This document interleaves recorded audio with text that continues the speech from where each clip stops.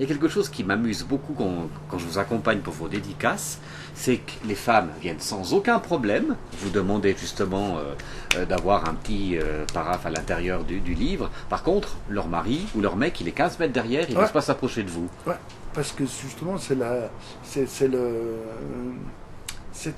petit peu... Je pense que je ferai un livre là-dessus. Bon, maintenant, je suis sur un 3e livre avec un type assez extraordinaire, mais je ne citerai pas le nom, un type assez extraordinaire où on va faire 12 chapitres, mais vu qu'il en fait qu'un par année, puis qu'il coûte très cher, donc je pense d'ici quelques années... Vous êtes en train de faire une allusion subliminale au travail qu'on devrait peut-être faire ensemble une fois. Ouais, oui, pas du tout. Dans le focus, vous êtes pas mal aussi. Hein. Je savais que ça viendrait. Alors, c'est vrai que les hommes, ils ont peur. C'est vrai que les femmes, elles me disent, mon mari, il a lu Soleil Noir, il a pleuré, mais il m'en parle pas. Et puis, ils veulent pas m'en parler. Mais il l'a lu, c'est ce qui est important. On va quand même dire que Soleil Noir, c'est 6000 exemplaires vendus, ce qui, pour la Suisse romande, est un assez gros chiffre, ce qui fait qu'il y a beaucoup de grosses pudeurs cachées. Hein, par rapport aux gens qui pleurent et qui n'osent pas venir vous le dire. Ouais, mais l'important, c'est que l'important dans le Soleil Noir ou dans les différentes interventions que j'ai eu la chance de faire, parce que c'est vrai que j'ai eu beaucoup de chance, les médias ont été très sympas. D'ailleurs, le premier média qui a fait un article assez sympathique sur Soleil Noir, il était écrit par Joël Ceruti, qui est un abruti que je connais pas, mais je rencontrerai peut-être un jour. Non, mais j'ai beaucoup de chance. On peut revenir sur cet article, c'est amusant ce que vous dites, parce que moi j'avais reçu vos épreuves, hein. C'était Daniel Rosis qui m'avait appelé, c'était aussi quelqu'un d'autre qui m'avait fourni ces épreuves. Moi j'ai lu, j'ai pas honte à dire que ça m'a fait chialer, parce que c'est fort, c'est dur, et puis ça nous bouleverse. Et puis après, vous rencontrer, c'était se dire, en face de qui je vais tomber. Et en plus, j'ai appris qu'après, vous aviez les mêmes appréhensions. Oui, alors, mais ce qui est intéressant par rapport à Soleil Noir, c'est les réactions qui ont été, après quelques années, soit Soleil Noir, soit les émissions radio ou les interventions. Vous êtes très présent parce qu'on appelle un bon client. Dans le terme de journaliste, je sais que vous parlez bien, vous savez bien communiquer ce que vous avez à communiquer, et les gens vous sollicitent, c'est normal. Et les téléphones que j'ai eus à la maison après coup, c'est des gens qui m'ont appelé pour me dire mon mari est décédé, il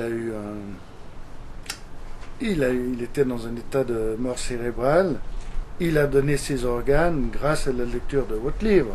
Et j'ai eu plusieurs comme ça. Donc ça veut dire que suite à cela, il y a des personnes qui ont été sauvées. Alors qu'est-ce qu'il y a de plus motivant pour quelqu'un qui avait son fils qui attendait un cœur qui est décédé, son autre fils qui a eu un cœur et puis qui est en vie, de savoir qu'en faisant tout cela, il peut sauver des personnes. Enfin, j'ai pas sauvé des personnes, mais en motivant des gens, parce qu'ils ont lu mon livre ou qu'ils m'ont entendu, qu'ils ont donné des organes et tout, moi je peux vous dire que le soir où je reçois le téléphone, puis qu'on me dit oui, mon mari il est décédé, mais il a donné un cœur, il a sauvé une personne, je peux vous dire que c'est mieux que de gagner à l'euro million. Hein.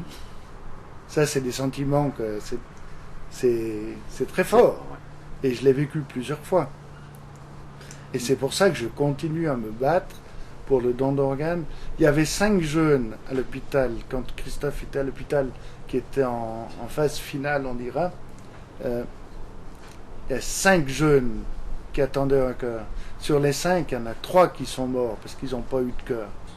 Et puis, sur les 2 qui ont été transplantés, il y a un, c'était Nicolas, que j'ai croisé, mais c'est... Et puis l'autre, c'est mon deuxième fils, c'est Xavier. Alors, qu'est-ce qu'il y a de plus puissant qu'on puisse faire que de sauver des vies? Il y a quelque chose de plus anecdotique dans votre quotidien, et j'ai même failli l'autre jour vous proposer un poste de critique littéraire sur le site de PJ Investigation. Vous êtes un immense et très grand lecteur. Et comment ça se passe? Oh, je ne suis pas un grand lecteur, je lis 2000 pages par semaine. Ça fait juste 5 bouquins? Oui. En gros? Oui. Alors je lis parce que, d'une part, je suis quelqu'un de très curieux, j'ai envie d'enrichir un petit peu ma culture. Et vu qu'il y a une bibliothèque sonore qui existe, il y a des livres audio qui existent. Par exemple, cette semaine, je me suis fait 2 Christian Jacques, il y a presque 2000 pages sur l'histoire de l'Égypte, parce que je trouve que c'est passionnant. Et j'ai la chance, par rapport à quelqu'un qui est voyant, c'est que moi je peux lire, alors que vous ne pouvez pas lire en travaillant. Moi je peux lire en travaillant, puisque je lis en audio. Mhm. Alors souvent quand je vais dans les écoles d'infirmières, je dis, moi je lis, je fais la vaisselle, je fais la lessive, je lave ma main, je mets mon séchoir. Pardon, je passe l'aspirateur parce que j'ai un aspirateur robot. Je fais des tas de choses. Alors quand on est voyant, on est limité. On ne peut pas faire tout ça. Vous êtes en train de nous dire qu'il y a quand même quelques avantages Oui. à être aveugle. Ben oui, parce que si vous prenez un livre, vous avez vos 2 mains occupées, vos 2 yeux occupés, puis vous ne pouvez rien faire d'autre.